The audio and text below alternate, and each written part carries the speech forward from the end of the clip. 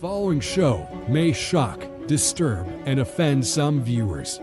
The opinions, theories, and facts shared on this podcast are not widely accepted by the brainwashed masses, especially those who find dark humor offensive.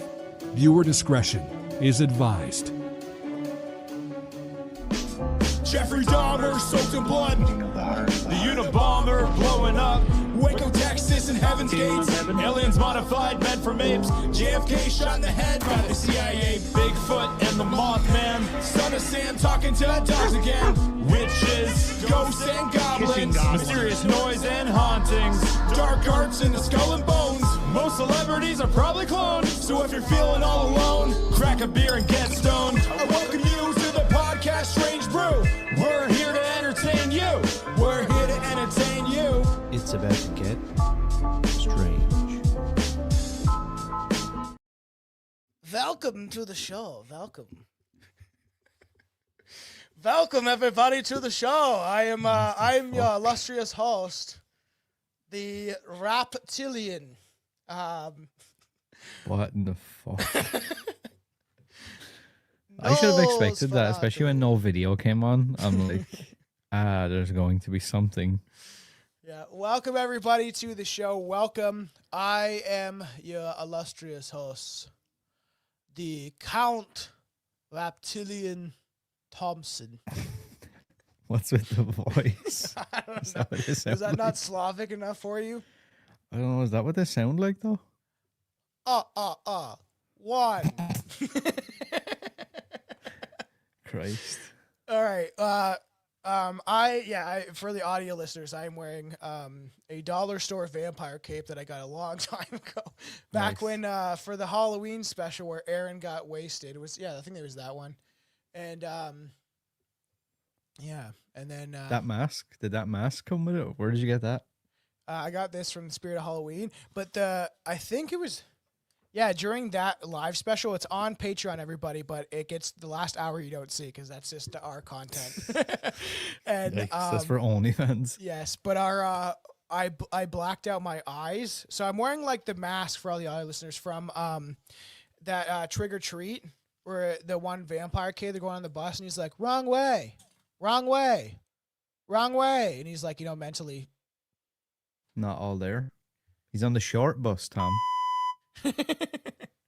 He's mentally retarded. I blacked my eyes out. So then it was just funny because when I took off the mask, I looked like Batman because I just had like literally dark makeup all around my eyes. I should have done that again. I still have like, it's probably old as hell, but I still have like some clown makeup and stuff from Billy and yes. Get a nice little eye infection. Yeah, I know, that would be great. So welcome back to the show, everybody. We are talking about vampires. Why don't you eat some Boschetti? The good old Boschetti. So dumb. So let's get into it. I'm really excited for the Halloween season. For everybody watching and listening, we will be live October 26th. October 26th for a Halloween special. It will be live at 5 p.m. Eastern time, so make sure to come join. And if you can't join live, definitely watch it after. There will be an audio version of the episode, obviously, but you want to definitely try to join for all the shenanigans. There might be 4 of us. I'm not going to tell you exactly who's coming in. Obviously, you can guess the 3, but we might have a special guest. Who knows? It's going to be fun, so everybody make sure to tune in. And you know what? It's 5 o'clock somewhere. Why not have a 10% beer? Christ almighty. What time is it there? It is 10:25 a.m. It's an early morning live stream. Wow. Paranormal, check this out. It's actually probably my favorite pumpkin beer. It's very good. Flying Monkeys, Canadian brand. It's got some really fun. Look at there's the chick from Poltergeist. Who wants to see maybe one of the funniest things you'll ever see? Why? And it actually fits perfectly with this episode as well. So when I was really young, I had a really bad lazy eye, but it wasn't like your normal like goofy one that's like this. I had a turn in my eye, so my pupil was like pointed in towards my nose, like really bad. So I have a picture here. I'm not sure what age I am, but I'm like young. A picture of me on Halloween as Dracula with that goofy ass eye. Okay. This is some of the most ridiculous shit. I shouldn't be outing myself like this, but I figure fuck it, whatever. Let's see now. Hold on, let me. I know it's funny. This is why it's hilarious how we're like, I need to be able to like try and get this up for people. You see that shit? yeah. With the goofy ass eye. See if you can bring it even closer, because it might focus on the the blood from the eyes too. Oh yeah, there we go. yeah. Look at the Christ garbage almighty. bag cape that you're Yeah, wearing it's now. just like so bad. But the thing, that's why it's so weird about both of us and how we met doing the show or whatever. It's just so funny because I also had a lazy eye till I was like 5 or something like that, and then I had to wear an eye patch, and then it went Same. away. I wore an eye patch for like 10 years. It's crazy. So the real vampires don't wear capes. They wear crowns. They don't sleep in coffins. They sleep in golden bed under the banner of legacy. I was like, I forgot what I was reading. I also smoked a joint before I started this. So I'm like waking Dude, bacon like and what having the a beer. They don't fear garlic. They serve it on a charcuterie board made for your soul. Charcuterie board. This is Tom is the short bus. The short. Wow, I can't talk either. What the fuck? The short bus version of a vampire. An Irishman just heard a beer cracked and mockingly asked what time it is. I'm probably the only Irishman that doesn't drink that often. Is his costume a sober Irishman? Yeah, I guess. Yeah, you could say It's true. that. Just like look all disheveled. Halloween is the season of masks, but the ones who run the world wear theirs all year long. Like, let's rip them off, man. Let's talk about some vampires. The kind that actually exist. The ones that still feed on us now. Yes. My favorite part is the I think we drink virgin blood because it sounds cool. I mean, I guess. That's strange. That all Is goes there a back to... thing? Is there a thing behind the virgin blood? Is it just because it's supposed to be like more pure? That's what they'll claim, right? This idea that it's like, because it's more pure, it's not tainted, but it kind of is to me about adrenochrome, which we actually will get to on this episode. But it just reminds me of that old chestnut, right? It's about it's like the idea of sacrificing the virgins. No, it was code word for sacrificing children, because especially back then, right? Like, women were getting pregnant at 16 because they were going to die at like 40, all right? Back in the days, So realistically, a virgin would be a child, right? Yeah, weird though. That hasn't gone away. I don't think in ways with like some of the maybe lower class. So I was doing something on the weekend. I don't want to get into too much context because it's just not good. And I was at an event and somebody started to hyperventilate and have a panic attack, like so bad that they were like losing consciousness and stuff. So we had to call an ambulance to come out because we literally couldn't get them like back to fucking normal, which is fine, all good, right? And I'm like, I wasn't really sure what age this girl was. I was like, I assumed she was like in her 20s, whatever. And then someone's like, no, she's only 17. And I'm like, oh, okay, well that makes sense. She's probably just like overstimulated or whatever. And then somebody else comes and goes, she has a 4-year-old kid. Wow. And I'm like, wait a sec, but you didn't someone just say she was 17? Or like, yeah. I was like, so that means she had a kid when she was like 12 or 13. Yeah, like I've said, I got some ghost babies out there. I would have been that guy. I didn't know this, actually. Here's a funny one for you. I didn't know that Dennis Rodman's biological father has 47 kids. Holy shit. He's the oldest of the children, and he has 46 kids in the Philippines. Yeah, but he's not being a father to them. We know that, right? Oh, yeah. And he wrote a book about Dennis Rodman saying, like, oh, I'm his dad, blah, blah, blah. Apparently made like a couple of $1 million off it. And Dennis Rodman, when he got inducted into the Hall of Fame, he was like, yeah, piece of shit, like, wrote a book about me, has never spoken to me, has 46 kids in the Philippines. And doesn't probably take care of any of them. Nope, wouldn't think so. That's just pattern recognition. So he was at a Taylor Swift concert. Who was at a Taylor Swift concert? Dennis Rodman? I like Dennis Rodman. He's Do a you? goofy. Yeah, he's a goofy motherfucker. Yeah, there's some characters out there. So just to kind of get us in the mood, if you were to be a vampire, which one would you be? Would you be traditional vampire fangs, incisors?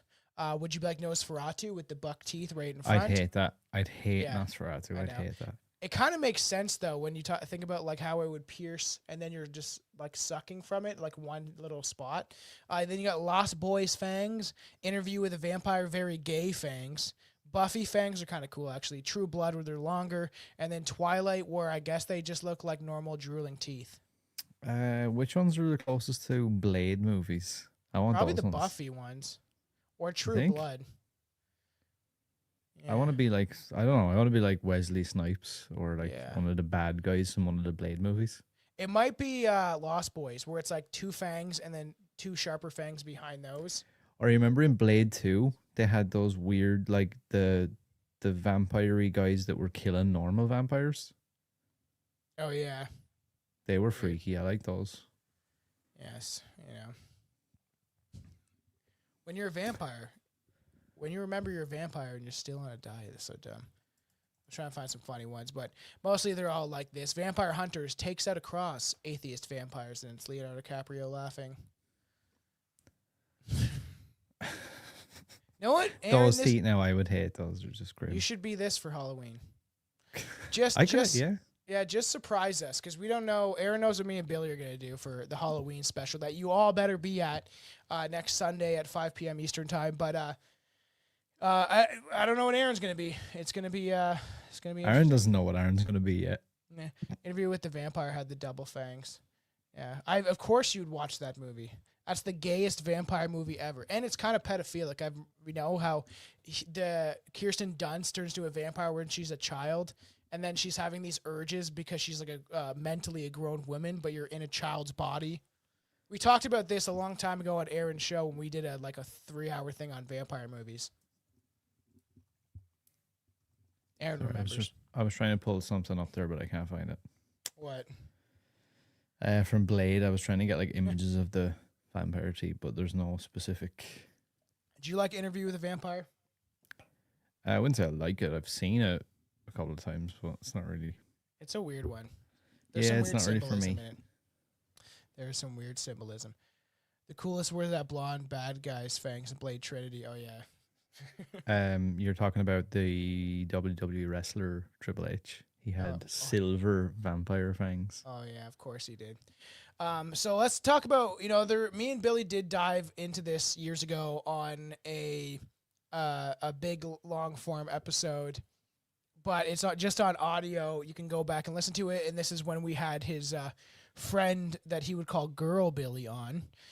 She was one of the first females to grace a presence on the show, and we talked about Elizabeth Bathory, the Countess of Carnage, in 1560 in the Hungarian nobility.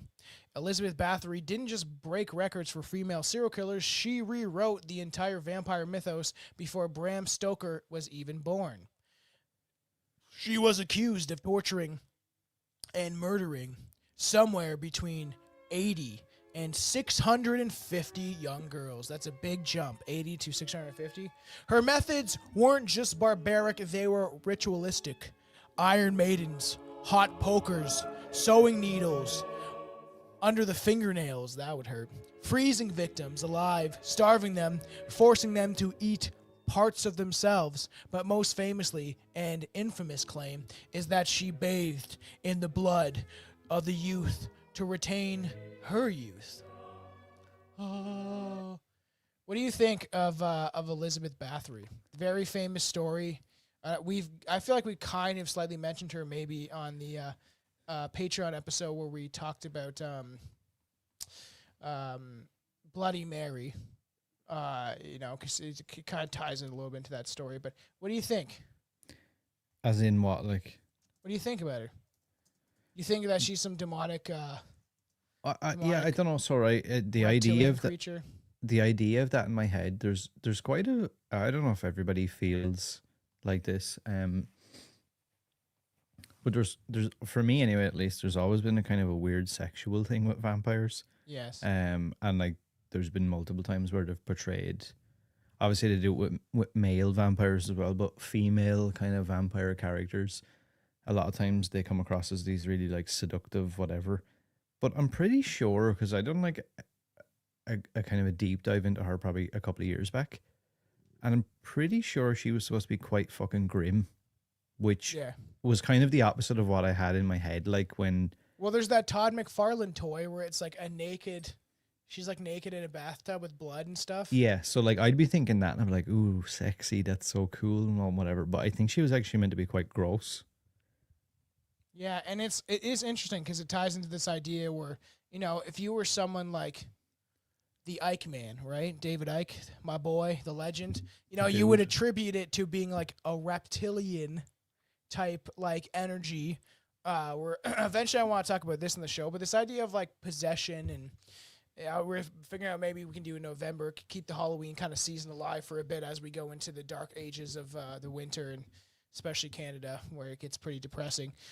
You know, but this idea of like, is there some sort of entities maybe possessing these people, you know, and using them, or are they using the like adrenochrome? Jealous, toxic chick who bathed in blood to stay young. Yes. Yes. They always talk about toxic masculinity. What about toxic femininity? You know? Yeah. It, like, I don't know. I think the version that I had in my head of somebody like that, like when you hear like, you know, the blood countess and stuff like that, I had a way different version made up in my head. Yeah, because this is what she looks like. She looks a little frumpy though. I would like to actually see an actual image. Fucking pretty hideous as well, I would say. I feel like everyone stunk back then, right? Yeah, and I think they all had like fucked up like scurvy mouth and like gross, like horrible. So it's like, yeah, I suppose it's probably not as sexy as we would think, because back then, like, I mean, even towns and villages were absolutely grim. Had, like, have you ever seen Waiting? No. You've never seen Waiting? No. The comedy movie about a restaurant? No. Oh, man, what is wrong with you? You need to watch Waiting sometime. There's a part where a chick lifts up her skirt, and it got Ryan Reynolds. Oh, wait, yeah, I do know. Yeah. You know what I'm talking about? I have seen it. Yeah. Do you remember the scene where that one bitchy waitress, she pulls up her like skirt and it's like a really like hairy pussy? The chick from fucking Scary Movies in it, right? Yeah, I think so. Yeah. And oh yeah, she is. And then she lifts up her skirt and says hairy pussy, and she's picking stuff out of it to throw at them. That's what I think that all women look like back then. And you know what? You're probably not wrong. I didn't know this actually. And correct me if That's a good question, Aaron. Answer the question in the chat. Where I can't see the question in the chat. Where's that?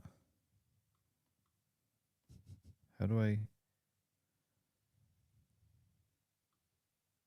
Where is it? Real vampires wear tiny hats? I don't know anything about these tiny hats you speak of. I haven't seen one of those tiny hats before. What were you gonna say? We don't have them in Ireland. Not yet. Yeah, they're already infiltrated.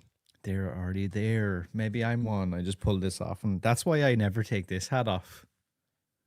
You guys think it's because I have a shaved head and my head looks like a fucking moon with the lighting, but in actual fact, what it is no, I have a tiny little hat on, right back here. Yeah, that's cover my bald spot. That hat is to hide their horns, supposedly. I don't. Correct me if I'm wrong on this, Wait. but. Choose where! Sir, don't. Hey!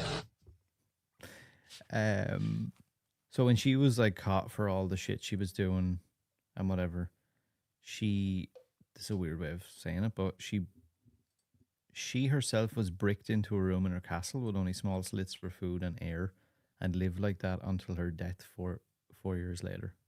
Yeah, it says in her own trial, Bathory's letters hinted that these rituals may have been spiritual or even like alchemic purposes. Some argue she was framed by a jealous man who wanted her land, but that doesn't explain the mutilated bodies, the witnesses confessing this. or the servants who claim she drank blood of virgins. That was Quote, pretty good. If you hurt them, if you hurt them, I hurt them by accident. But even if I did, it was for their own good. She's Asian now. Did you hurt them? Right, okay. Can we do this just to pacify me? Because I feel like if I don't hear this every time, I kind of get a little bit upset. Can we hear an Indian? Oh, I have to mute myself for a second. If you want to hurt I see, now I'm going to go Chinese again. Yeah, if I put you on the spot, you can't do it. I can't do it on the spot. It is actually hard to do it on the spot. I need to like get in the mood of it, right? Welcome to Canada. You know, it's just like, we are taking over your country. If you hurt them, we will hurt them by accident. We will crash car in big truck into your car. We will crash it. Bang, bang. Explosion. Give me money. I don't know what happened at the end there. I don't know what that was. Went Asian again.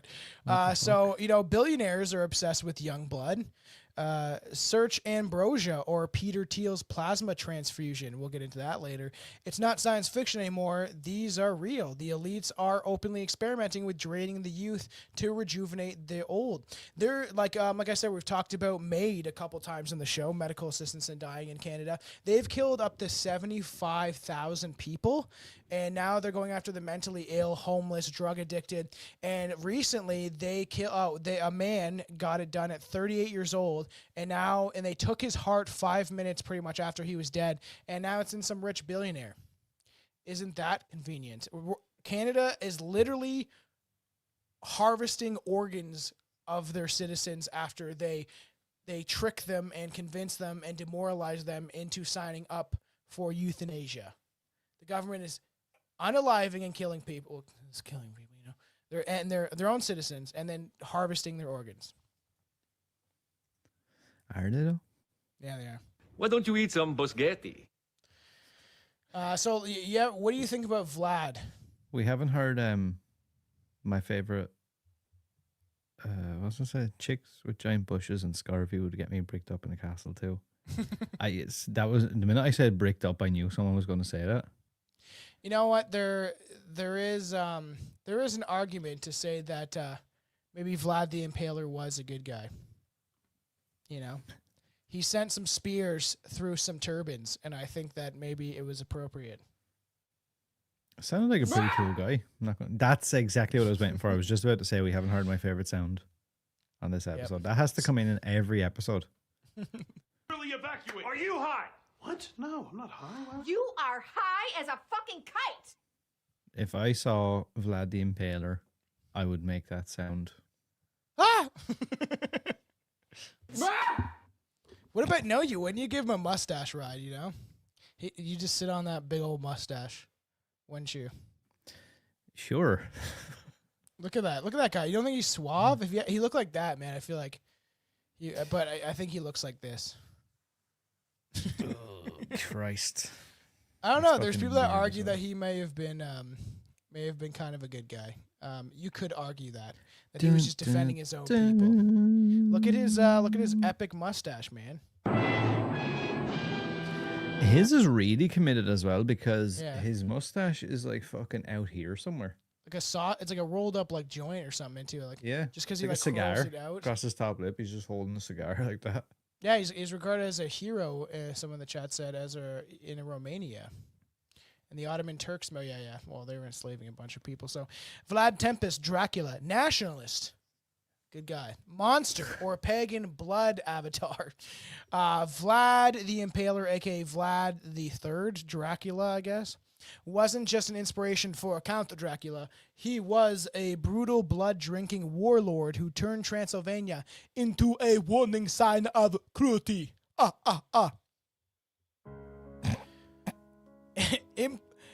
Impalement was his signature. A wooden stake ran through the anus or vagina, emerging from the chest or mouth. Whoa. Victims lived for hours, sometimes days. Vlad died beside forests of impaled. You know what's me? So if you guys want to hear a whole episode, me and Billy did cover Vlad the Impaler, but half of the episode was us being racist, essentially. Here's a question. It was Which just is it worse? was jokes, everybody. We were just kidding. Which is worse, having a wooden stake up your asshole or having a wooden stake up your butsy? Up your what? Up your pussy, which do you think would be worse? Well, like for a dude, we only so have for one. yeah, no, I get that, but what I'm saying is, if you were to compare it to, like, if a chick was to be beside you on a stake, and you have it up your ass and she has it up her pussy, who's in more pain? I feel like it's pretty equal, but I feel like the ass is going to be worse because it doesn't naturally expand the same way that vagina's gonna have a baby go through it. I'm sure, like, you know, ass can have a fist inside of it. Maybe you could like, or a massive. Are you saying this from fucking prior experience or something? No. Just how casual, like, you know, my asshole can have a fist. You know what I heard? Bert Kreischer is trying to start like an OnlyFans page and get like chicks to shove his liquor bottles up them. And he was joking about this, and I was like, yeah, you don't really seem like a good guy anymore doing that type of shit or advocating for it in any way. I'm joking, but Bert, it's just not funny. Yeah, what is like going on? I don't know. The celebrities are losing their minds. So they say his body counts were up to 80,000. He didn't do this for fun alone. It was a theater of terror meant to scare the Ottoman invaders and maintain order. But the deepest symbolism, impalement as a ritual stake through the power center of the enemy, he signed letters as Dracula, meaning son of the dragon, referring to the order of the dragon. That's scary stuff. A secret order founded to defend Christianity and is actually linked to ancient bloodline cults. So that we'll actually cover that at some point on the show, but like it is, you know, this empire through fear, ritual killing as a statecraft, religious order masking ancient blood rites, and then, you know, you have, who was it that bought his castle, that royal fuck? You know who I'm talking about. That old chestnut. Who? The royal. The guy's king now, King Charles. Oh, creepy. He bought the castle because he's a distant relative of Dracula. That does not surprise me. Yeah, well. You know, that old chestnut. Down with the monarchy. Yes, bring it down. Not gonna happen, but Oh, whoops, that's not the one I wanted. That even shouldn't be there. I thought I had one more vampire. Did you hear what that was? Hopefully, but that's funny. I think we drink virgin blood because it sounds cool. They say that vampires' hearts are cold and dead. Definitely dead. My heart has stopped beating a long time ago, but I don't know. I think I still feel things inside it. he's not wrong. It does sound cool. What do you think about Vlad? I think he's a cool guy, I'll be honest. Interesting. There's so many stories and folklore, and, you know, he was a pretty infamous character. The fact that he was around that long, you know, a lot of people knew who he was. So in the 1700s, vampire panics, you know, Europe lost its mind over something they thought was real. In the early 18th century, the Balkans became a hotbed for vampire hysteria, and villages across Siberia and what was now Hungary, bodies were exhumed, found with fresh blood on their lips, and burnt in public squares. The most famous case is Peter Pologojogovich. Peter Pologojogovich. This is where I have a picture of Pologojogovich. He's got to be around here somewhere. That's obviously not his name, like, is it? It's Pologojogovich. Look it up. Peter Pologojogovich. Look it up. Why do I find this hard to believe? It's a real. Look up Peter Pologojogovich. Oh, you just said it's real. I guess it's Israel. It is real. Yeah, bring up a picture of him. I thought I had one. I don't think I do though. Peter, do you have it? I do not, Thomas. Why are you? What are you doing, man? You should be. Yeah, my thing is like glitching out. It's fucking StreamYard. I'm telling you, StreamYard, get your shit sorted out. I don't. It's like blowing up my computer. So Peter Gajogalogovich, is this him? This might be him. Just bring him up. I can't remember. This is that's not him. That's How the another fuck? guy. What do you want me to type in? Peter? Yeah. Plogo.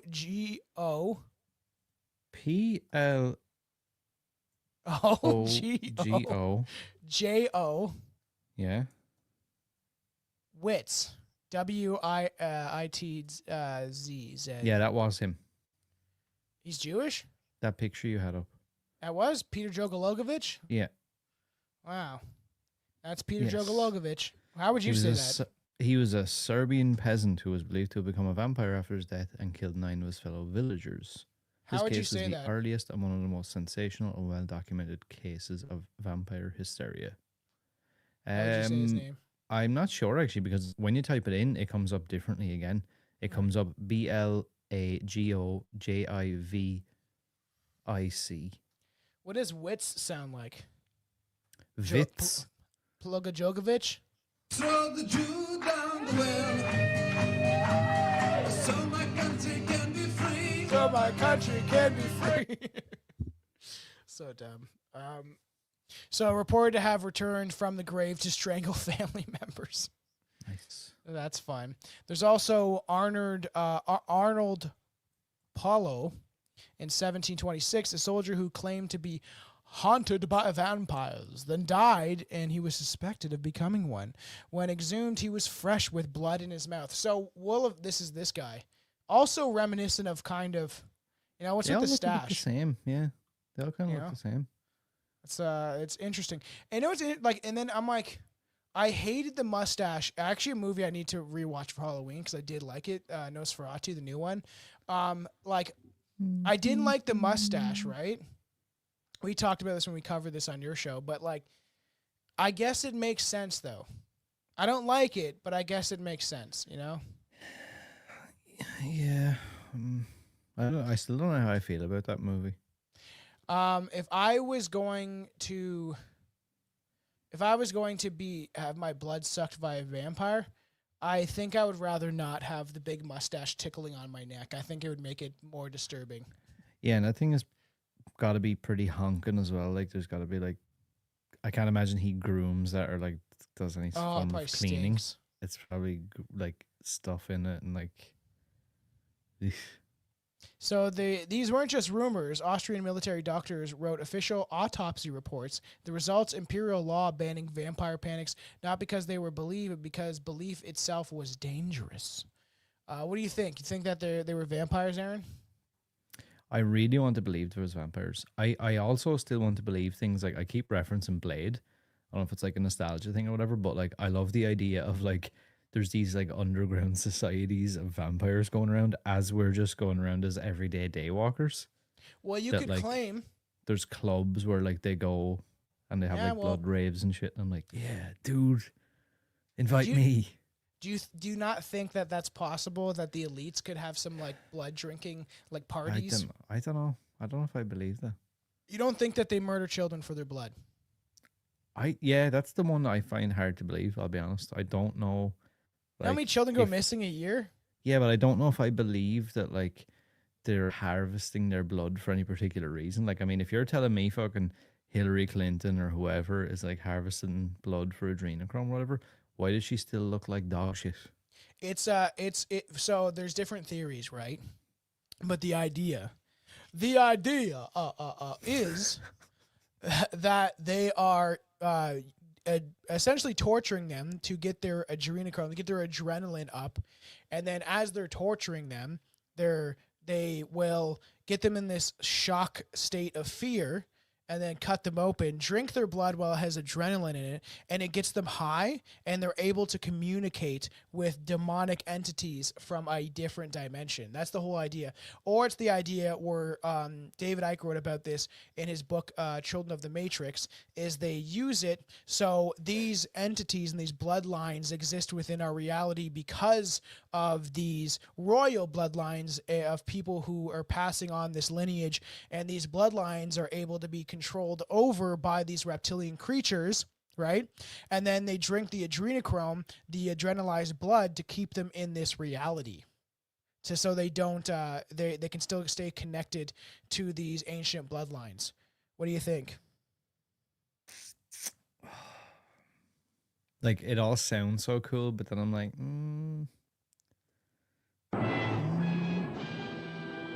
I think it's possible, bro.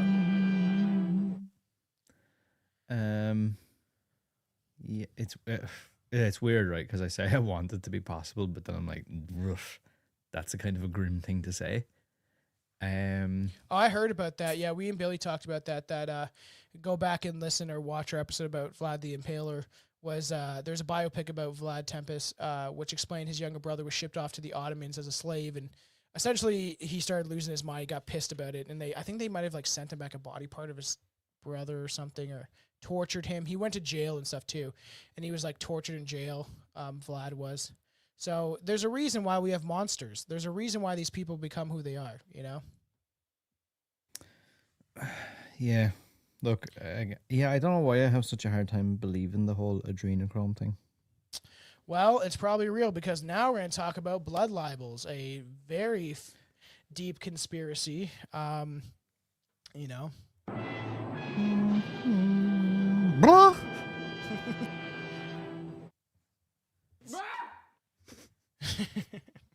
Why don't you eat some boschetti?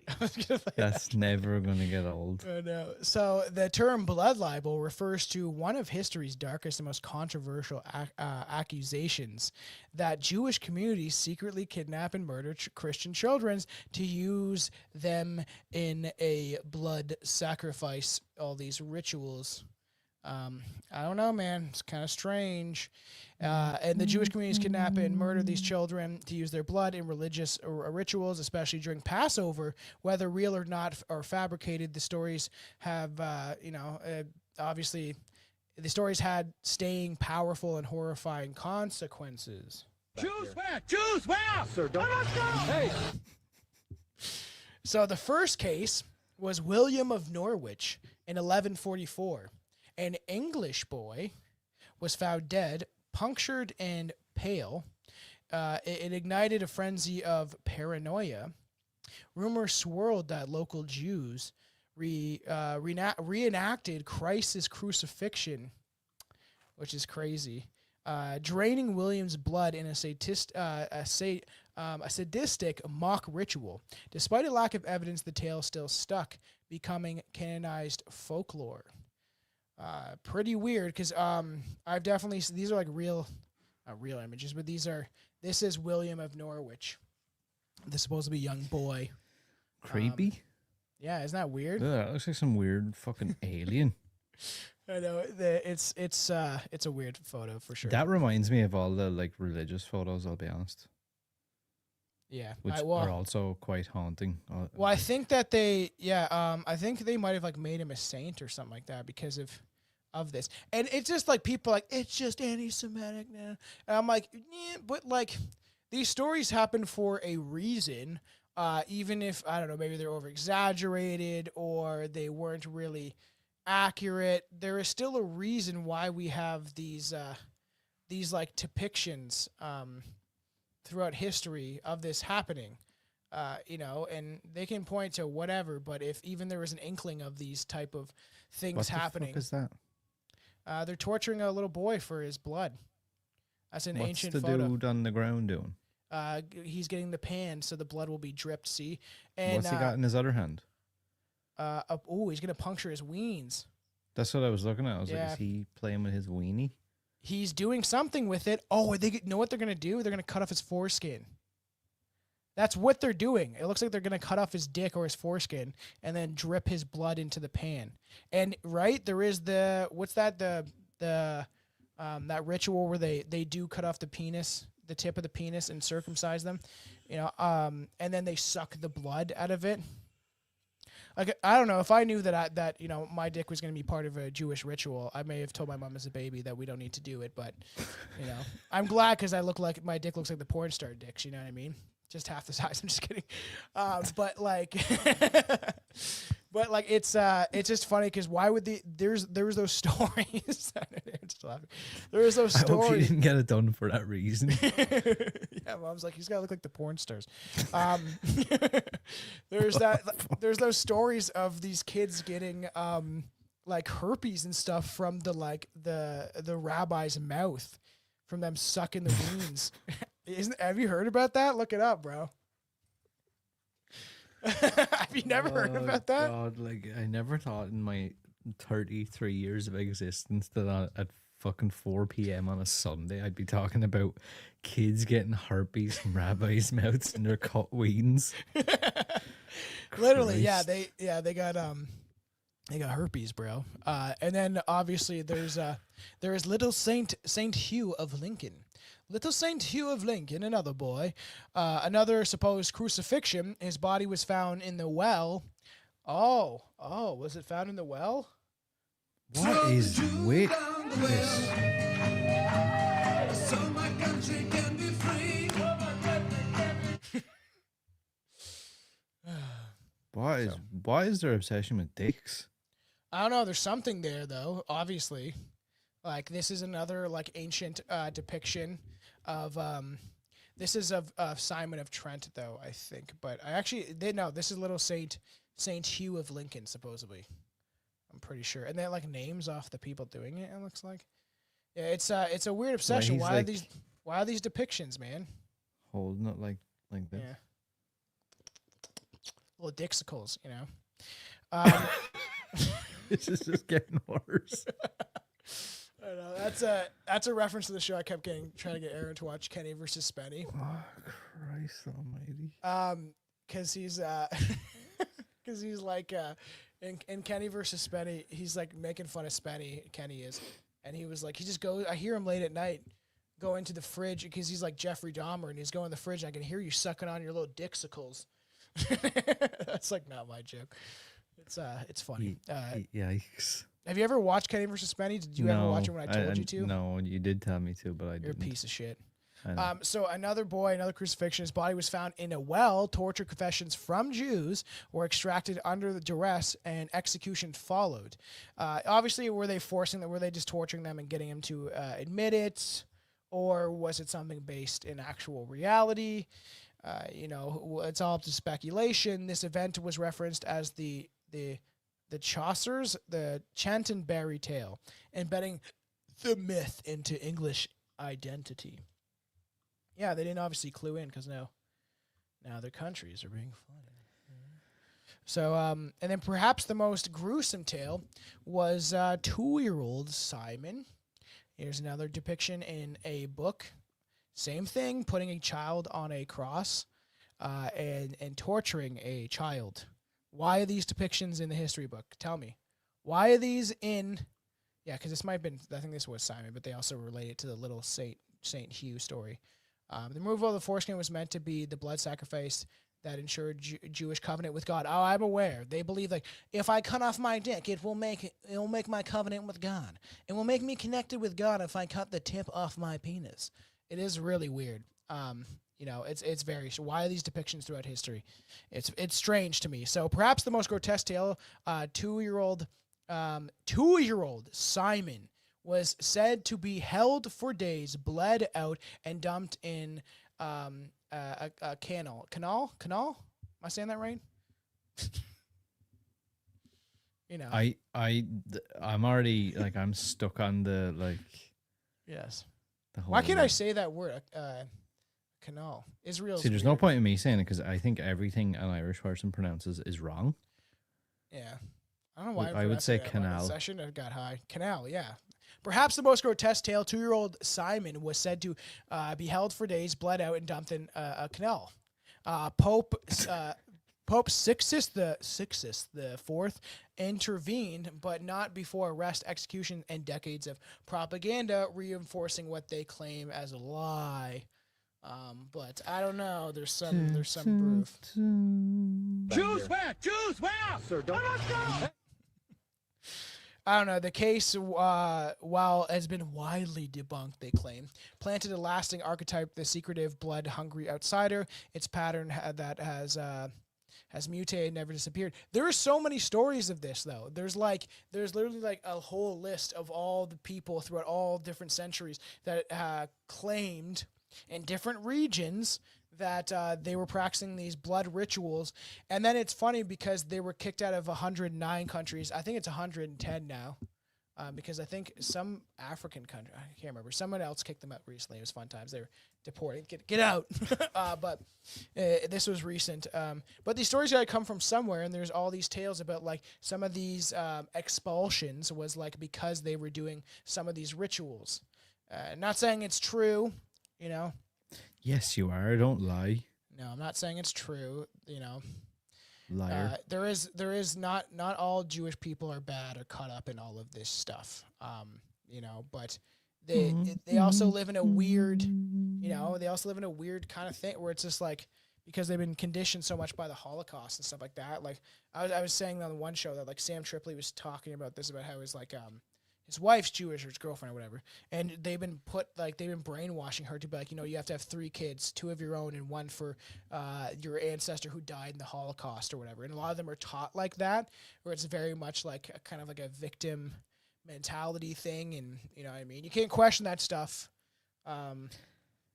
Not in Canada. A guy just got 9 months in jail for questioning the Holocaust. He was saying that I'm not saying this is his quotes. I don't think violence is necessary. I never condone violence or hatred of people. I believe in calling out the truth. Literally just objectively looking at the truth and being like, hey, this is the patterns that emerge from here.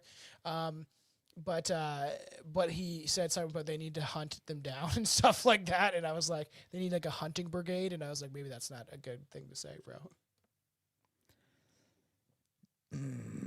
Probably a bad idea, eh? So, modern echoes. Aaron just What? Nothing like that. I still, that whole like penis sucking blood thing is just like, I don't know why that's made me so uncomfortable. Why are we doing this, man? The Blue Jays are going to lose. Someone in the chat's like, let's go Blue Jays. The Blue Jays are going to lose. And stop focusing on sports. It's taking away your energy.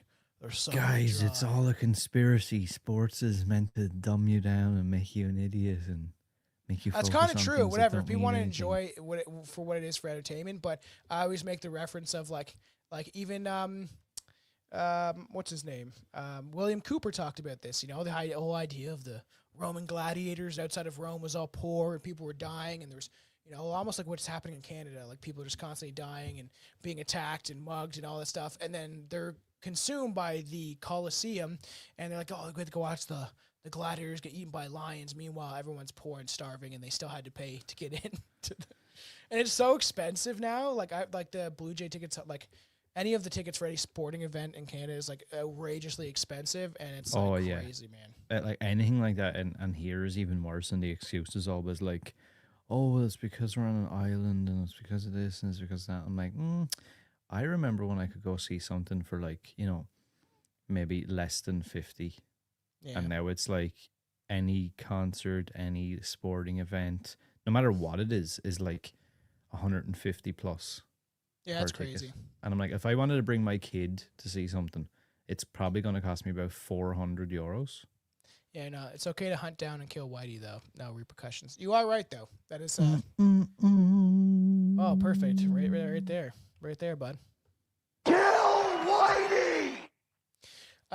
So, yeah, and this is even stranger. Like, I got no guff with people. I got no guff with people that want to watch sports or whatever, but I do think it is quite distracting, and I do think that watching grown men watching young boys a lot of times, like in their 20s, kicking around balls or hitting balls, a lot of balls going in the air, and then they're paid like crazy amounts of money. Yeah, some of them are very skilled, but you're like, essentially it's like, dick, man running around a bases coming back, dick, man running around bases coming back, dick. Like, realistically, that's mostly what it is. Tom hates sports, everybody. I kind of do. You know, I always, everyone in my family, my brother was just in the chat, everyone in the family was like into sports, like my dad and him especially, and I was like, not my thing. I'd rather smoke weed and make babies and then abort You'd them. rather smoke weed every day. Yes. I feel like a slice of butter melting on top of a big old pile of flapjacks. Yeah. I really thought when you looked down at your roadcaster to press the button, I really thought you were going to have the Smoke weed every day.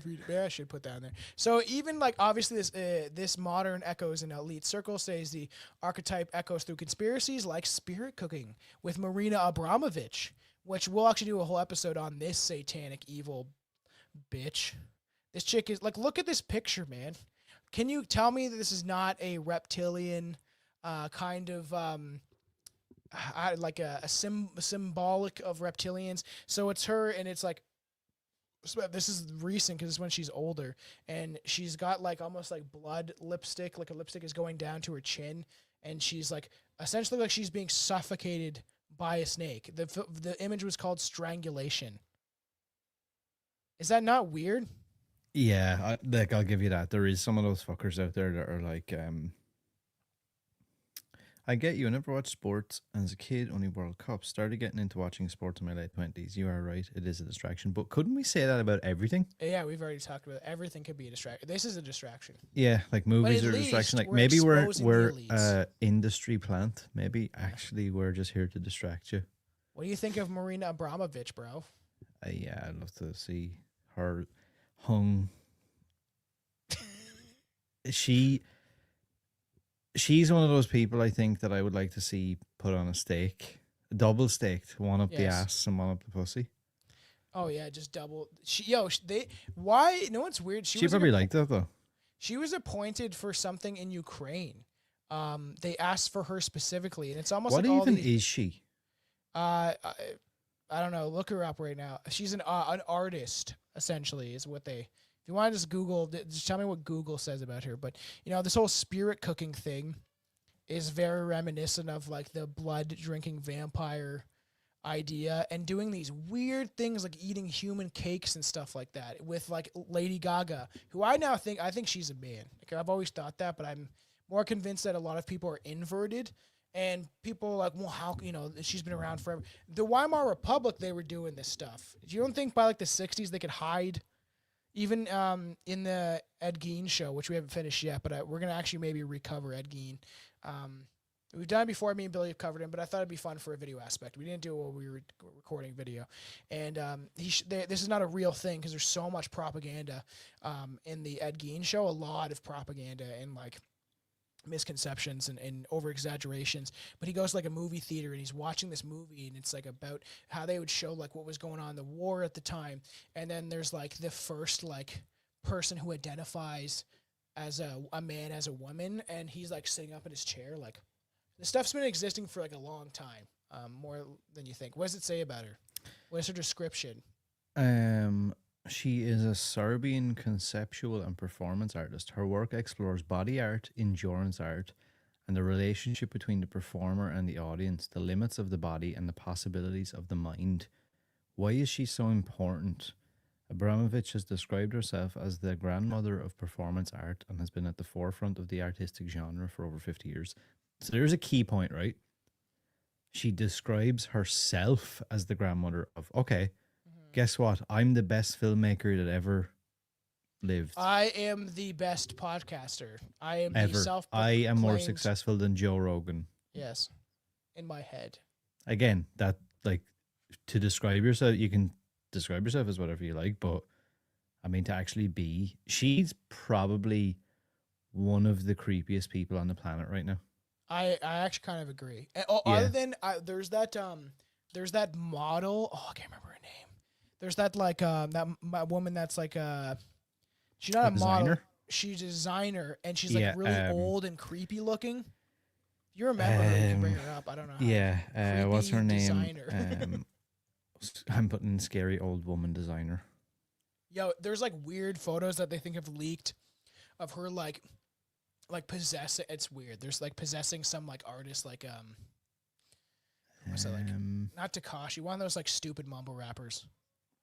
Also, for everybody out there, if you haven't checked out my latest song called Blame White People, Go check it out. I'm working on my album. It's gonna take me a while to get out. I won't be able to finish it probably by this year, but I'll have a full album called "The White Man's Burden." It's not about hatred or anything like that. It's just about, I'm gonna stand for my own people. They make so many different musics about like gotta hate whitey and the fucking so I'm gonna do my own. A lot of people are liking the blame white people song, so check it out. Oh yeah, yo, look at this. Bitch. Yeah, Michelle Lamy. Look at this psychotic woman, man. She's performing some weird sacrificial rituals.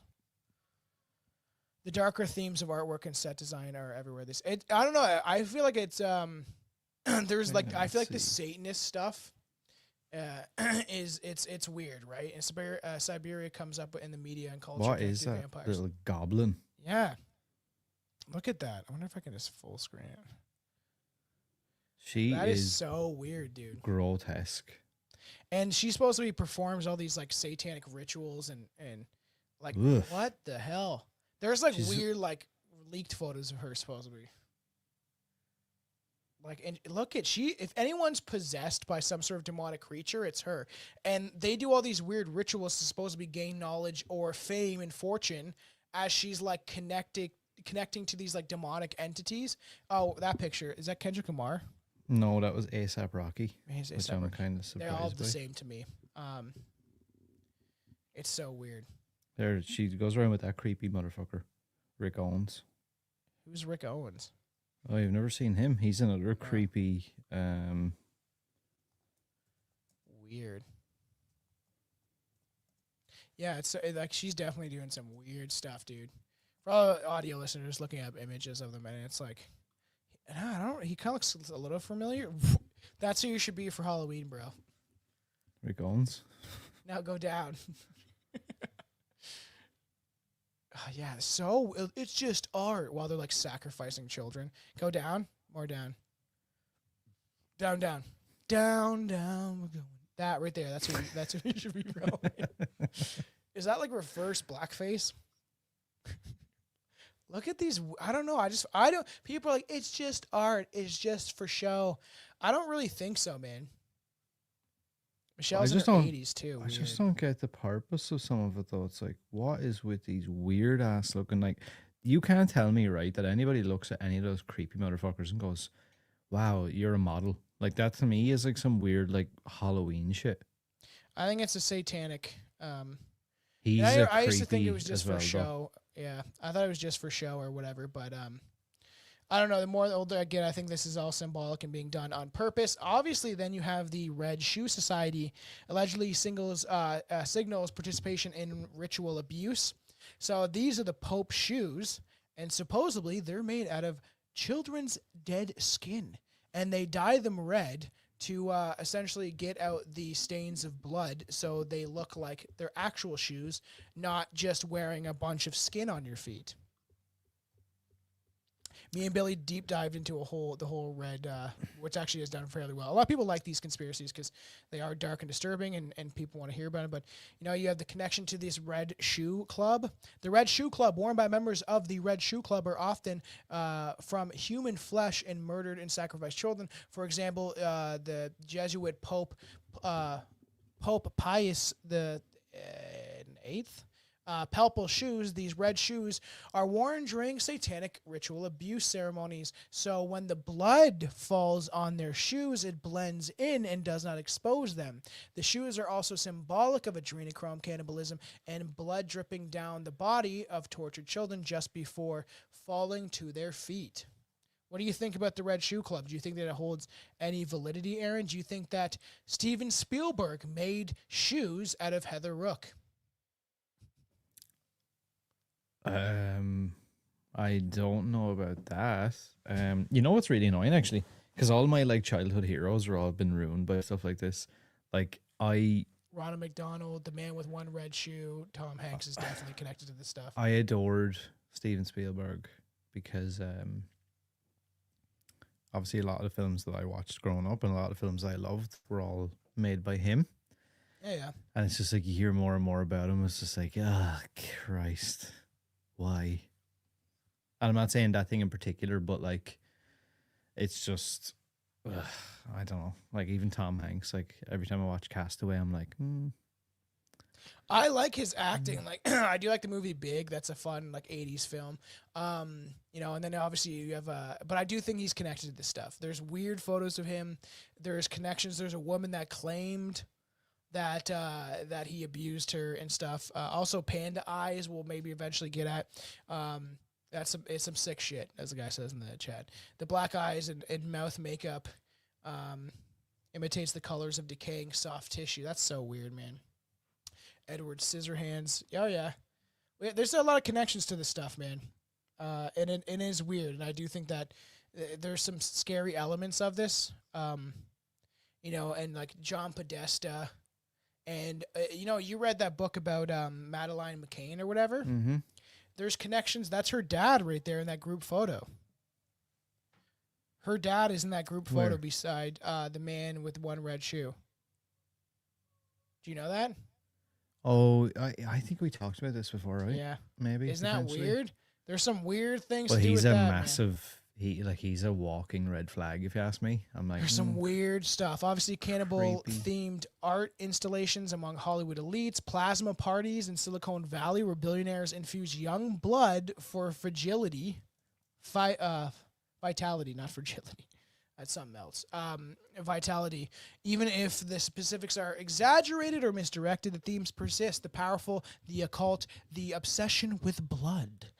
Royal bloodlines and occult gene worship. Why have monarchs, especially European dynasties, obsessed over keeping their bloodlines pure for centuries? And a lot of them are... Choose where! Choose where! Sir, don't. It's true. Like I point, you know, this is not what I'm saying, but there's books that I've read of, you know, people that the guy that wrote one of these books are actually Jewish, and he said that the Jewish infiltration of the British Empire happened like 300 years ago. They just infiltrate and marry within these families. Like supposedly the Saudi prince is Jewish. There's like a lot of weird things to do with that, and it's just like what empires do. Other people have done this throughout centuries, right? This idea that the queen is supposed to be German, where there's also connections to like Ashkenazi stuff. And it's just questioning things, being like, well, is there any truth to this stuff, right? Is there any truth, right? A lot of the slave and trade, again, it's like, you know, same thing. Can there be that much smoke without fire? Like at some point, there's got to be some of it. Even if you don't believe in, like some of the stuff, maybe I don't believe, or I feel like it's just a stretch or whatever. But like, surely to God, it can't all just be coincidental or like whatever. It's true. Lady Gaga is Amy Winehouse rebranded. Do a side by side, and you tell Shell 2 should be enlightened. They look familiar, like similar, but so you obsess over keeping bloodlines pure centuries. Why did the Habsburgs intermarry until deformity? That'd be, we'll cover them at some point. We get into the 13 Illuminati bloodlines.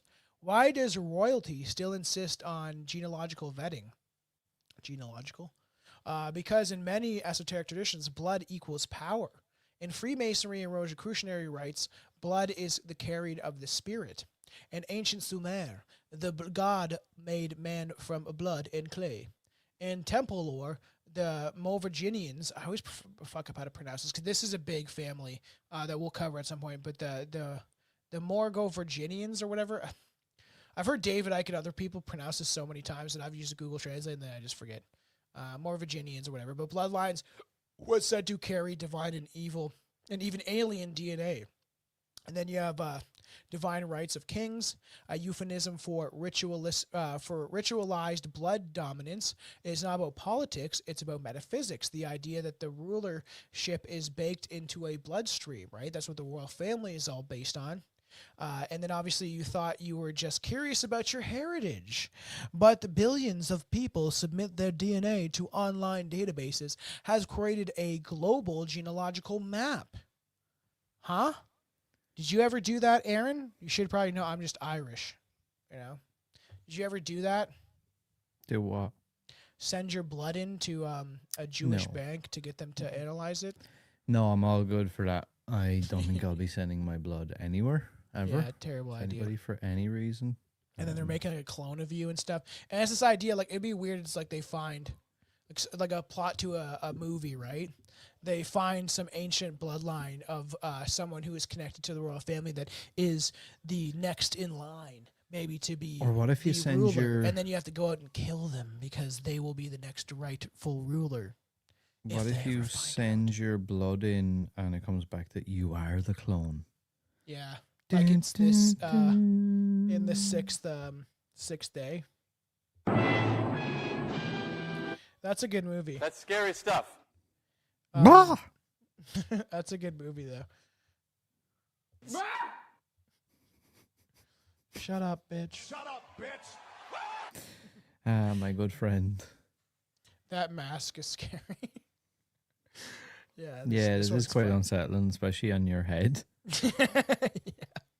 Yeah, imagine this guy was like coming down your street and you're like... Literally coming down your street. We just watched 28 Years Later, and just all those just got zombies running with their dongs just slapping on their legs. Yeah, they used me as his double for those shots. Yeah, the prosthetic they used your penis. Yeah, they just had me come in. They took a mold. So who funds these companies? Who funds the companies, bro? Choose back, choose. So like who owns the data? What happens when you've handed over your blood history and someone else decides what it means? Blood is currency of the gods, an ancient Babylon proverb. You want to hear an ancient Chinese proverb? Sure. Man who goes to bed with itchy bum wakes up with stinky finger. Can we have an Indian proverb? Man who wakes up with go to bed with stinky. Men who go to bed with itchy bum wake up with stinky finger. This is terrible. See, there's sometimes we're at work, I do it and it's like right on, but yeah, I feel like when you just do it randomly, it's way better. But now I enjoy it so much that I'm like, I want you to be able to do it on command. Yeah, I gotta try it. I gotta get practice.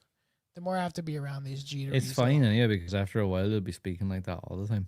By the time me and you are dead, I know. we'll probably all be speaking like that, so it's all good, my guy. The second language, spoken language in like Alberta is Punjabi. Cool. Yeah, it's like, no, it's not taking over. It's not a replacement. What are you fucking talking about? Stop it with your conspiracies. So then we have first whispers about occult rituals and rites, and then it's shoved into the public consciousness. By Fear and Loathing in Las Vegas, adrenochrome has become the modern shorthand for elite vampirism. But what is it really? Adrenochrome is a real chemical compound formed by oxidation of adrenaline and epinephrine. In medicine, it was once studied for treating schizophrenia and blood coagulation. You can't get high from it, they say.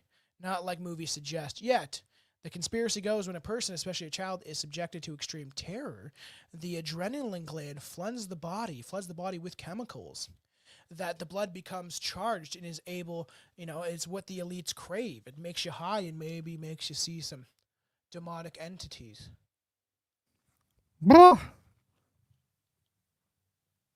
God, yeah.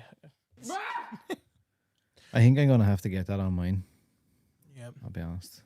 This isn't about a drug. It's about a ritual, control, and suffering as a sacrament. If you were offered the chance to take part in something like that, would you do it? No. I have morals. I was thinking about that, like how much money would it take to like get me to bend a will? But no, then you lose your soul, and I just think. Is there an amount? Billions of dollars. But then it's like you have it for this life. I could die tomorrow, and then the reptilians could consume my soul, and then I'm like, well, what was that about? Yeah, but if someone, or is if the someone idea knocks... that like lifelong? My theory, right, is like these elites. It's like, why do they care? Why does Bill Gates care? He's an old man, right? But I think it's this idea that maybe because of some of these sacrificial rituals and things that they've done, they've made a deal where they're able to they're essentially able to live longer, maybe, and then maybe they do these rituals where they reincarnate, right, into like another body, and then so they have this obsession with staying alive because I don't think they want to face retribution in the afterlife. You know what I mean? Someone knocks on your door later today and says, "Bah, I'll give you $10 million, Tom, right now, cash, if you take part in an adrenochrome virgin foreskin ritual." No. If they said just eat one piece of foreskin and your families will all be taken care of for generations financially. And all I gotta eat is some foreskin? Yeah, you have to like do the thing and you have to like catch it like this and they like snip it off and you have to go like.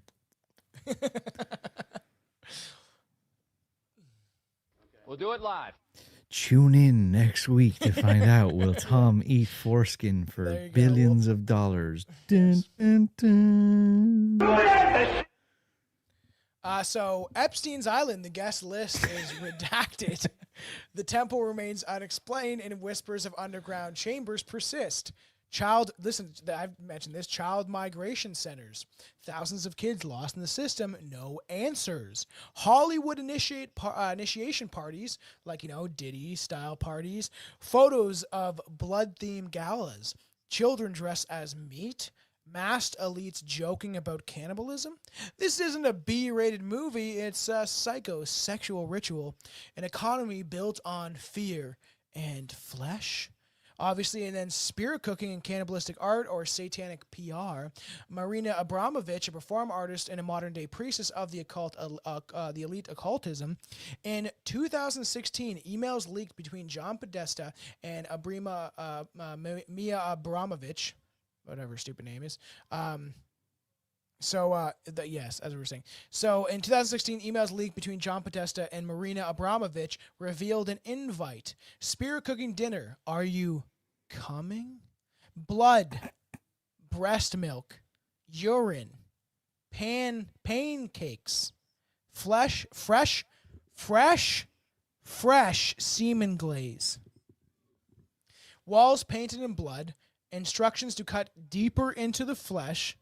Children pose like corpses, and celebrities smile through it all. They said it was art. Otherwise, it was a ritual masked as performance. The symbols don't lie. Red shoes equal blood sacrifice.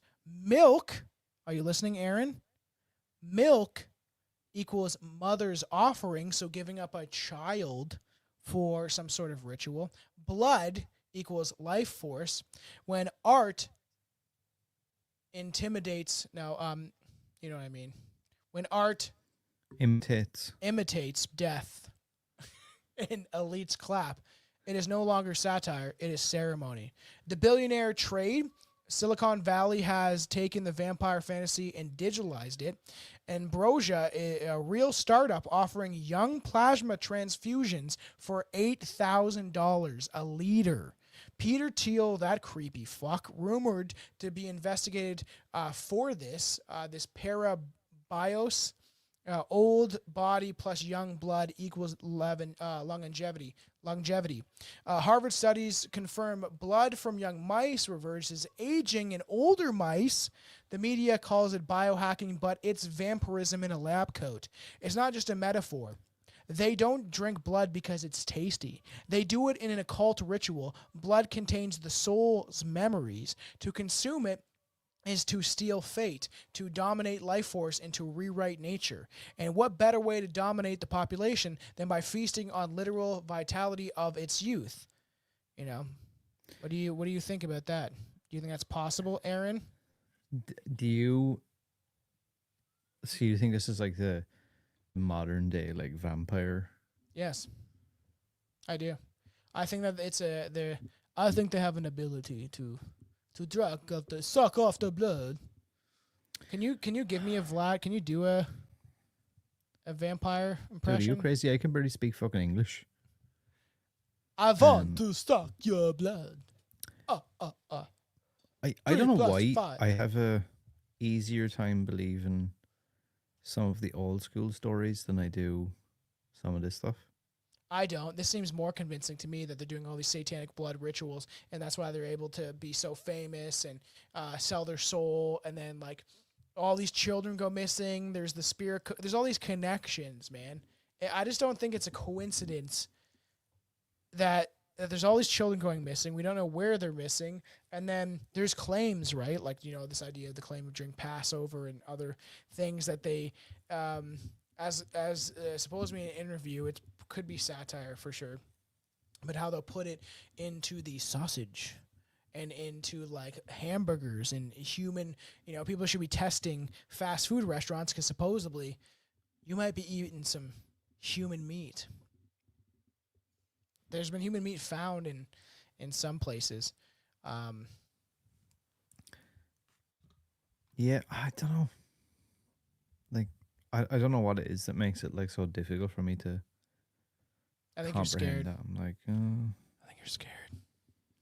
So blood isn't just fluid to the occult elites. It's a cipher, a biological scroll etched into memory with power, heritage, and spiritual residue. It is a sacrament of the empire and control and currency of control.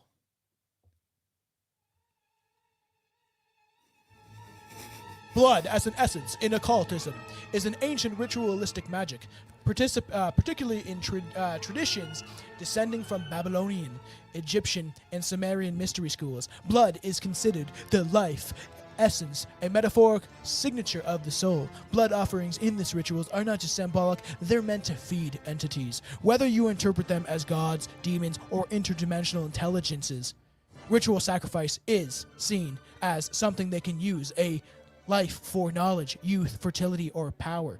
From pharaohs to Caesar to crowned monarchs, ruling dynasties have always emphasized divine bloodlines. The concept of blue blood isn't just aristocracy snobbery. It reflects the ancient belief that the rulers descend from otherworldly or divine ancestry.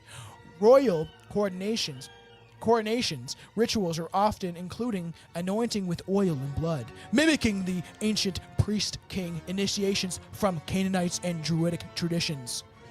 And then if you go into the genealogy-obsessed occult surveillance, why are billionaire databases like Ancestry.com and 23andMe so heavily pushed? These are not just merely customer services, they are bloodline maps.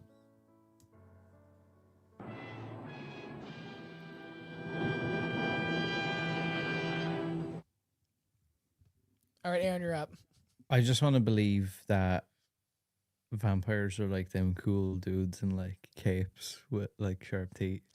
Yeah, going to like parties and bathing in blood. Yeah. Making out. For some reason, that's just way cooler to me. I'm like, I don't want to believe they're those like creepy, hairy, older white dudes that are like fucking. Is there any vampire movie where the vampire chick eats the dick? There's got to be, right? I think there is. I feel like there is. That's like the worst nightmare. This mask Wasn't is there fucking like up my hair. Wasn't there like I feel like we probably talked about this at some point. Wasn't there a story of a chick who would like bit off her boyfriend's dick or something like that? She cut it off. There's what's her name that that cut off her husband's dick, and then she threw it in the tall grass, and then they had to find his dick, and they did, and they tried to reattach it, and then they called him Frankenpenis. He did porno with his Frankenpenis. Bobbitt, Lorena Bobbitt. That's probably one of my worst nightmares. We should cover that case at some point. I feel like that's an appropriate case for Billy. Every time me, you, and Billy are together, it's just about like dicks get cut off. Just like we did with that cannibal that ate the other guy's dick. Yeah, Lorena Bobbitt. She literally cut off his dick, threw it in the woods. They had to go. The cops had to search for his discarded penis. And then when they got his dick back, I think either they used his old dick or a new dick, and they made it. They sewed it on, and then he became a porn star called Frankendick. And when we cover this, maybe we'll do it for a Patreon episode. We'll actually show the dick. It's fucked. That is fucking grim. Yeah, Aaron's bored. You guys are bored. Look up Frankendick. I'm doing it right now. Frankencock. Frankendick, is it? Or Frankendick. I don't know. Just put Bobbitt Frankendick. Get your reaction to this. Let's check this out. Do you see it yet? Do you see it yet? Frankenpenis, I think Yeah. is what it's. Okay, so let's see. You're going to have to put up like explicit images or something. Okay, let's see. Frankenpenis. Featuring John Wayne Bobbitt's newly enlarged and enhanced member. Oh, they don't actually show it though, do they? You might have to type in the like word porn or something after. It's definitely there. Is this absolutely fucking gross now? I made Billy look it up. Is it absolutely gross though? No, just look it up. Just do it. Dude, what the fuck is that? It's going to drive people to look it up now, which will be hilarious on the show. How could anybody put that in their mouth? Yeah, it's fucked, dude. We'll have to do that for a Patreon episode and actually show it or play a video of it being used. Like, we have to. That's why you join the Patreon. We'll be doing eventually more content like that. We're trying to. There's a bunch of videos that you will only get on Patreon.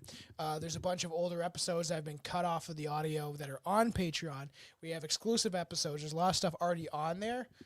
We got to keep adding more, but there's like a plethora of a lot of content that will only hear on there. So, or watch. Check it out. Go check it out. All right, Aaron, you're up. Stop looking at a penis.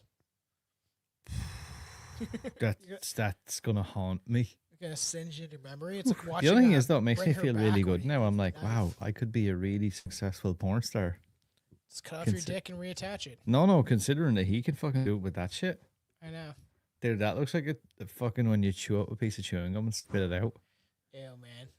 It's so gross. It's so the first picture that came up as well as a chick with it in her mouth. I was like, okay, so we definitely have to do that for a Patreon episode, and with all three of us, if we can achieve this. But all right, Aaron, you're up.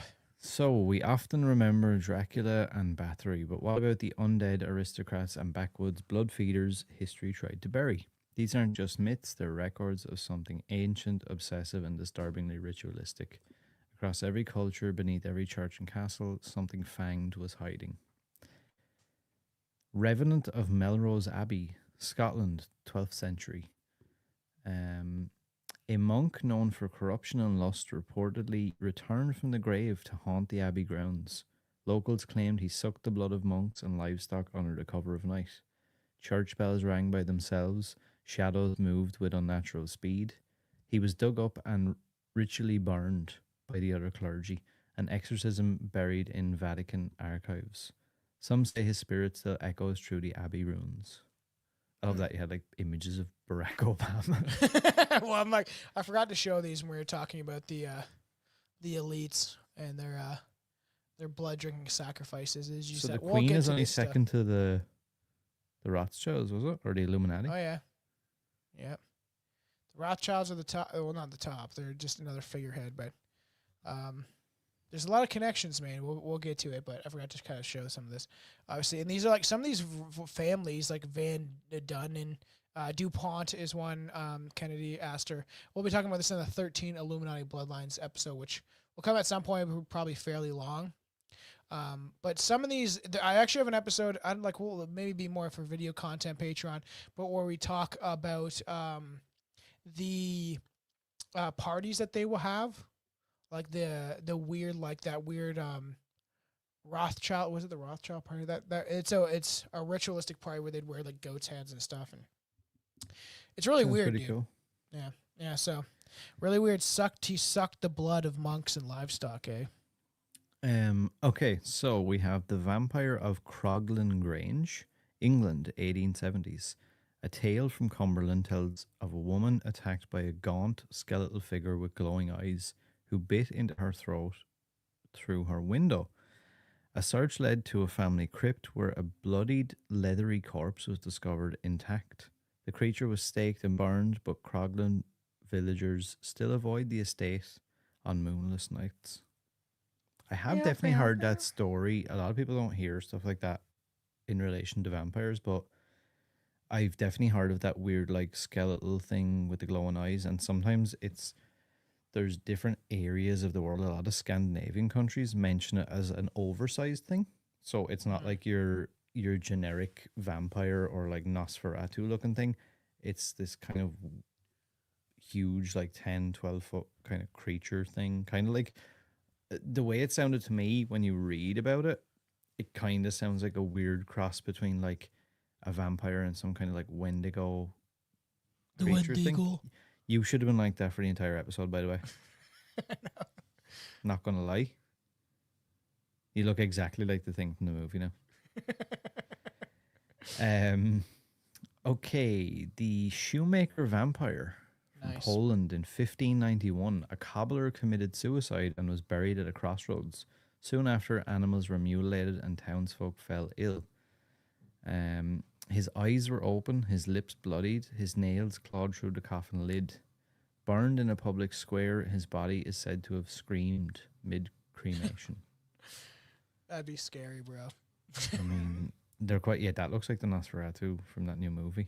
With the weird I didn't like that ending where he's like on top of her, all like... With the fucking creepy legs. Ugh. Yeah, what the fuck, man? I did not like that. I thought it's good. Like, he did it... Like, who else is going to do a movie like that? I just feel like it would have been something totally different, but... The Vampire of Breslau, Sure. Prussia, 1740s. After an aristocrat's burial, mourners heard crying from beneath the grave. Locals dug up the body and found the corpse sweating, bleeding from the eyes and twitching. He was staked with a blessed sword and entombed with iron chains and bricks in the mouth. That's what's crazy about some of these stories of like the graveyards where they have like the little peephole, or like the bell, just to make sure that they were, because some people would be buried alive. Because like I don't know how that would work, because their heart would still be pumping, but they just didn't have the means to like. I guess like one guy feels he's like, oh, he's dead, and then and imagine like there's that lore story. What is that though? You're like, so you're just not responding to anything, and then all of a sudden you're like, oh, I'm alive again. I don't know. Maybe there's a purpose to it or something like that. But like somehow they are still alive, or I don't know, they come back to life, or I don't know, or like they're not breathing, or they're shallow breathing and they think that they died, but they don't really do any checks. There's like those weird stories. Or there's one with lore where the chick gets buried, and then the sister keeps having all of these dreams about her sister, being buried alive, and she's still alive in the ground. And then they dug her up, and there's claw marks on the coffin, and then she's dead, but they can prove that she did survive for maybe a couple hours down there until her oxygen ran out. That would be scary. That's scary stuff. Carry on. How would you pronounce this next one? Nach Zanhir. I don't know. Yeah, but wouldn't it be? Zahir. That's this old actually, bitch. yeah. Okay, so this is in Germany. Unlike classic vampires, these feasted on themselves first. What the fuck? That's supposedly what it looks like. And what, you just start eating your own arms and stuff? Yeah, I guess so. That's an interesting take and scary take on vampires, though. Is you're like, start eating on yourself until you find a victim. Isn't there a movie that's in where the vampire? I feel like the vampire has like been captured or something, and because he has nobody to feast on, he starts eating himself. Oh yeah, probably. That's probably a thing. Chewing their shrouds, moaning from coffins, and physically leeching their living relatives, connected with disease and outbreaks and family curses. Mouths stuffed with stones and garlic, heads turned backwards, coffins nailed shut. Weird. That makes it even scarier. Imagine that shit with like a mouthful of stones, its head the wrong way around. Scary, dude. Yeah. Some of these things I have no idea how to pronounce. UPYR. How the fuck do you even pronounce that? Yupia. It's Russian. Yupia. Described as aristocratic corpses with angelic faces and rotten hands. Drank the blood of children and posed as nobles by day. Thought to be priests of dark cults, resurrected by pagan rites under a Christian disguise. Who knows? There's a lot of like, these are like ones that all of them have like stories that are like pretty prominent if you look in them, but it's just, I just wanted to kind of, because we could eventually touch upon these. Do you want to go with what's the next one, Aaron? Choose where, sir, don't. Fucking hell. Vry. You're on the wrong one. You forgot the Jew one. Oh, the tar. sorry. Jews where? Jews where? Sir, don't. I should have known, seeing as you were playing that sound. Jewish folklore, possessed bodies that fed not only on blood but on mazal. Don't know what that is. Oh, one's spiritual luck or destiny. They were said to follow families for generations, draining them into obscurity and despair. Destroyed only through ancient name inscription rituals and salt-filled cremation. Harvey Weinstein, please stop eating my daughter. Yikes. Because you have to call him out by name. Say Harvey Weinstein 3 times in the mirror, and he's like, "Oh, I got some money to make for you." I want. Actually, do you know what though? A lot of those dudes, a lot of those areas have like really creepy folklore and like a lot of scary kind of shit. Like whether it's true or not, I don't know, but I know. Everyone that's watching this on Rumble, YouTube, X, or whatever, make sure to like, share, subscribe. Please help the show. Now pronounce this one. Yeah, I'm gone. So, Did you have it on Google pronunciation? yeah, I went and looked, and they said the first part is pronounced. It sounds like free colas. From Aaron's going to get a print of Franken penis on his wall by the next episode. I might just get a Franken penis. To be honest with you.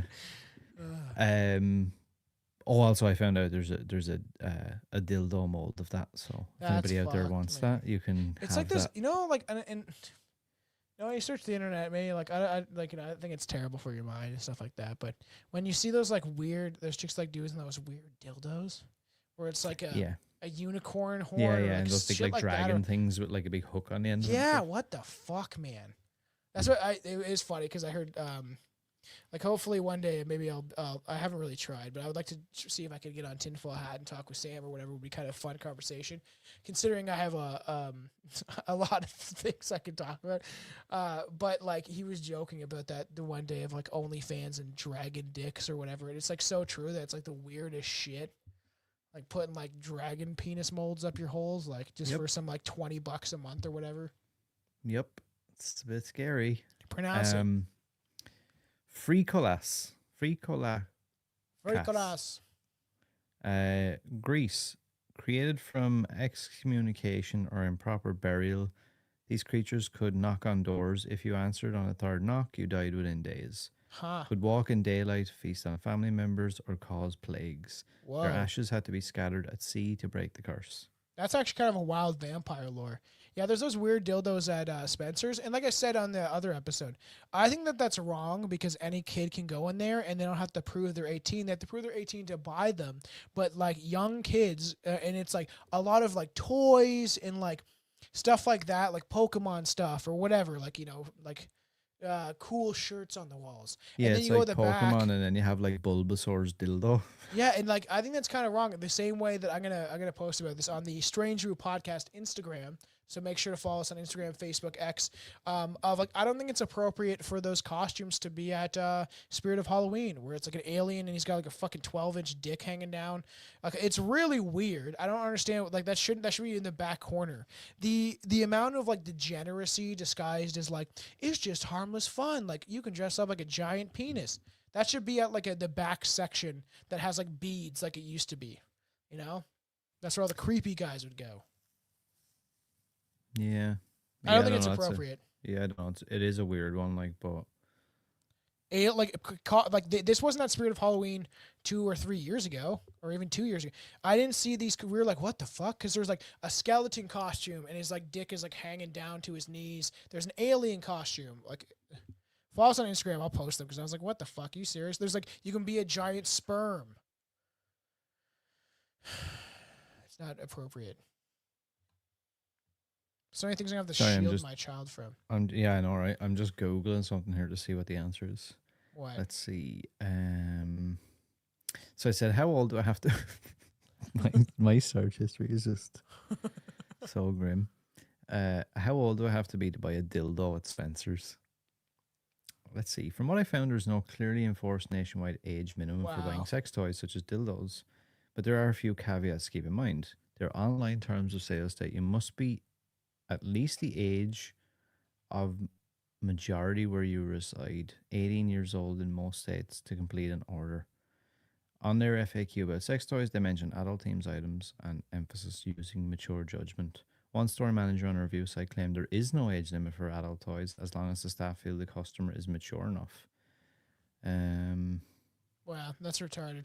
Let's see. Many states there is actually no law, state law prohibition explicitly preventing minors from buying sex toys.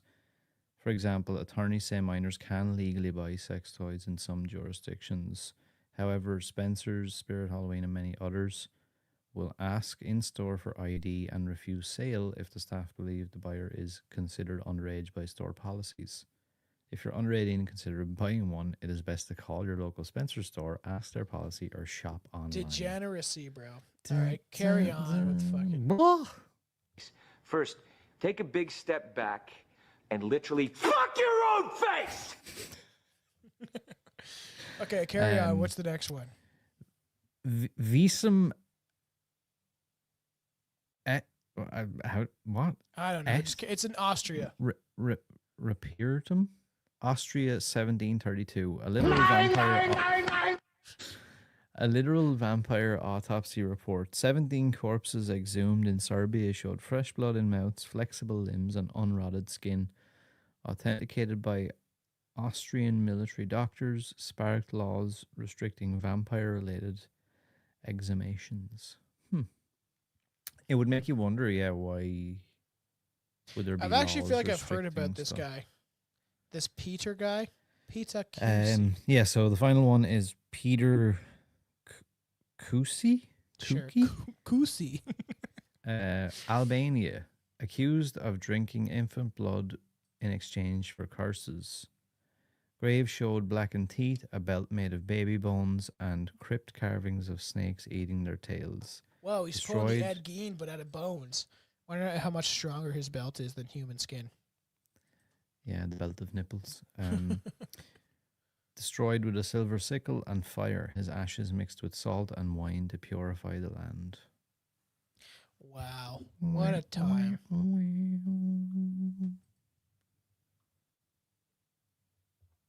Oh. Weird. Like, the fuck? That's supposed to be damn, son. Where'd you find this? For some reason, it's that. The power of Christ compels you. Oh, does it? Does it compel me? The power of Christ compels you. Does it, Jay? The power of Christ compels you. Is the power of Christ compelling me? Is that what's happening? The power of Christ compels you. Guess what? It's not that compelling. Aaron, did I send you any more, or is that it? That's it. Okay, so each of these tales reflect the same primal fear, the dead that feed, and more than that, the hint at shared ancient knowledge that the blood holds power, memory, and even resurrection. Elites wants to trace, preserve, and potentially resurrect or manipulate lineages based on esoteric significance. Some conspiracy theories argue that designer breeding projects are underway to recreate pure bloodlines for occult purposes. Blood in digital age and AI training, biodata is more valuable than gold. Some fringe theorists believe that DNA harvest from medical systems, swabs, and ancestry kits is being fed into predictive AI models to identify bloodlines with magical or psychic potential. This isn't just surveillance, it is blood sorcery via an algorithm. Secrets. And then obviously you have these secret societies using sacrifice in Freemason, Rosicrucianary, and these mystery orders. Blood is used as an oath, pacts in initiation oaths and rituals and rites. The symbolism of blood seal invokes eternal loyalty upon death. Some fringe claims suggest that blood is used to bond the soul to lodge or order, creating karmatic debts through bloodletting rituals. And then you have this. You think about this, the language of blood, every error, mass, the same ritual behind the terms, taxes, debt, economic blood, shots, medicine time, the needles, big pharma trials, euthanasia, medical blood. war, abortion, trafficking, industrialized sacrifice. Think about that, everybody. Think about it. Modern. You're crazy. You're crazy, man. You're crazy. I like you, but you're crazy. Modern vampirism isn't theatrical, it's bureaucratic. They don't need to bite you, they just need your consent. They don't drink your blood, they bleed your labor, your identity, your culture, and your lineage, drop by drop. This blood is life, Bram Stoker's Dracula. But what if it isn't just a line from fiction? What if it's whispers of truth passed down through shadow halls, whispers in darkened catacombs, and etched into rituals of rulers, cults, and kings? What if the phrase "the blood is life" is a code for something that explains everything, from Bathory's bathhouses? She should think she was in the modern day bathhouse, that's for sure. Of slaughter to Silicon Valley's transfusion spas, from blood libels, accusations of medieval ghettos, to modern performance art draining and drenched in bodily fluid, from death monks crawling from coffin lids to elite dinner parties with breast milk cocktails and cannibalistic decor. The pattern is unmistakable. Blood has never stopped being a currency of power. And vampires, they're not just myths, they're metaphors for a system so old, so entrenched, so ritualized that it wears the skin of normalcy. They don't want to grow fangs or sleep in dirt. They just need to sit on the throne, sign laws, and run hedge funds while feeding off your labor, your despair, and your youth. They don't drink your blood through teeth. They drain it through taxes, through inflation, through medical mandates, social manipulation, and spiritual decay. Every woke corporate campaign, another mask. Every charity photo op, another performance. Every war they send you to fight, another chalice filled with blood. It is all a feast, and you, dear listener, are on the menu. Every Halloween, we dress up as monsters to mock our fears. But tonight, we undress the monsters that hide in daylight, those who see us as nothing more than cattle to bleed dry. And the next time someone tells you vampires aren't real, ask them how many blood rituals exist across history. Ask them why the most powerful families in the world are obsessed with bloodlines. Ask why blood keeps showing up in art, initiation, sacrifices, and inheritance. Because the true vampire's greatest trick wasn't to hide in the shadows. It was to convince you he was never there at all. This is Halloween. Don't let them drain you. Fight back with laughter, knowledge, and aluminum foil. You have been listening to a Strange Brew Podcast, where the monsters aren't made up, they are just better dressed. I don't know what that voice went like through a range of nationalities there. The end, it was like you a have mixture. been listening to a Strange Brew Podcast. Yikes! That was fun. Started My to sound face like is hot from Apu wearing this. at the end. See, look, in the mask, you can see that there's still like makeup from when I wore it during our live special that you can catch only on Patreon. So support the show. You know, it is cheap. We appreciate the support. Be there next week. By the time this comes out, it'll be probably the week. I think it'll probably be but I guess next week. Be there or be square, as they say. Yes, be there on the live special. Be there or Be there or go to hell, as Aaron points at his hat. So make sure you're there at the live special. And this will probably be released just before the audio comes out of the Halloween live special, because we'll release 2 episodes in that week. We're going to hopefully release 2 episodes this week. And then it'll be back to your weekly programming. But we built up some Halloween content that needs to be released. So, yeah, everybody support the show. Give us 5-star rating reviews on whatever podcast platform you listen to. Buy some merch. There's a lot on the site. I have to even add more. I'm going to condense it a little bit to the best designs. But we'll have some really cool stuff. Support Class Horrorcast. Yes, Class Horrorcast. Aaron showing his hats. We've been doing some fun stuff over there. We're actually doing, which he'll be releasing this week, we are doing a Halloween deep dive. So definitely check that out. It's going to be fun. Aaron's going to show us some merch from. Some of those are sick. Like, I actually really like that one. The tie-dye. Buy my hippie fucking horror movies. It actually goes pretty well with the shirt, surprisingly, though. Yeah, I thought it looked quite unique, so I was like, let me get that one.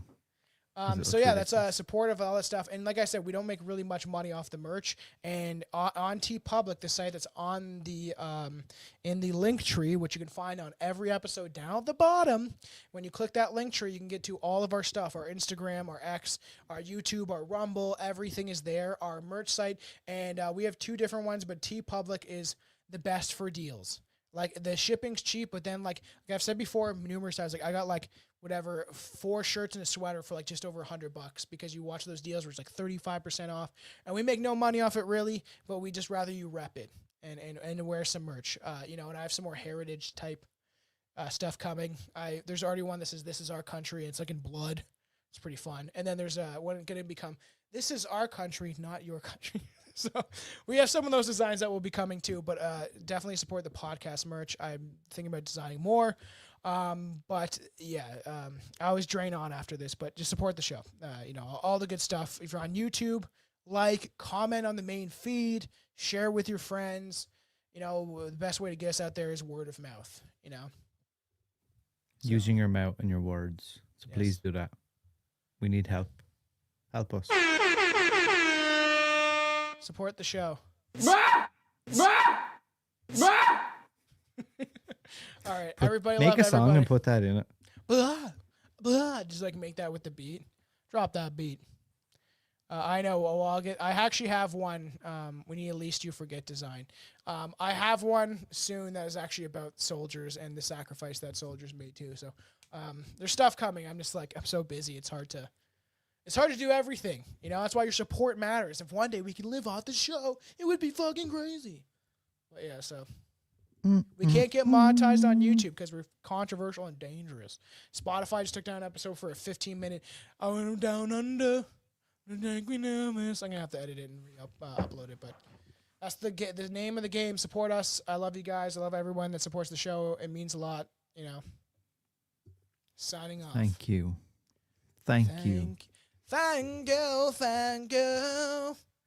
Thank you, Africa. No, thank you. Thank you, India. No, thank you. Thank you.